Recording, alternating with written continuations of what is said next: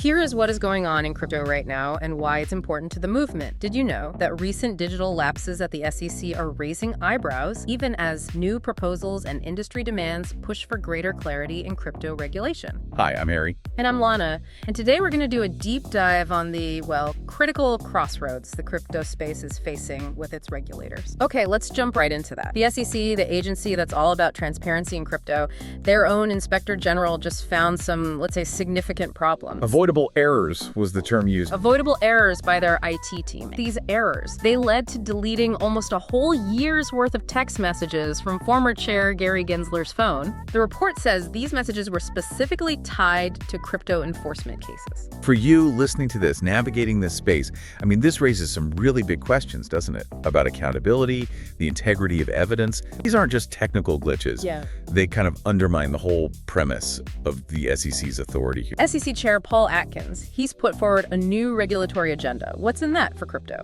Yeah, precisely. So like two tracks running side by side. The internal mess and then these forward-looking ideas.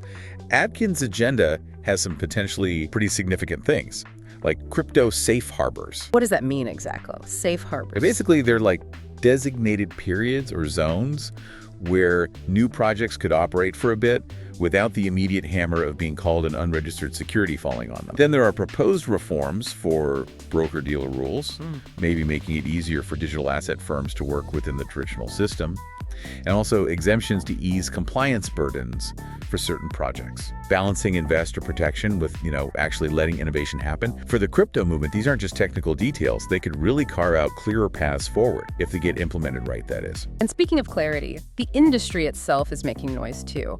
We saw that direct appeal from Wintermute, the big market maker. Right. They went straight to the SEC. And their main ask: for the SEC to finally, definitively say that network tokens like Bitcoin and Ether are not securities. Why is this specific legal label security versus something else? If Bitcoin and Ether are legally securities, they suddenly fall under this really heavy traditional regulatory framework. Think stock market rules. That's a paperwork registration, but if they're not securities, maybe commodities, like gold. Then the regulatory load is much lighter. More flexibility, more room for innovation, how they're used, how they're traded.